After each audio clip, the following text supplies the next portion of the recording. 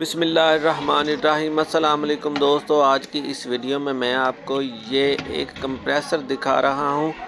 دوستو آپ دیکھ سکتے ہیں کہ جس ریفریجریٹر جس فریج کا کمپریسر جل جاتا ہے تو اس کے اندر گیس ویسے ہی رہتی ہے۔ تو اس کا کمپریسر جل چکا تھا، تو جب میں نے اس کو اتارنے کی کوشش کی تو آپ دیکھ سکتے ہیں کہ کس قدر اس میں سے گیس نکلی۔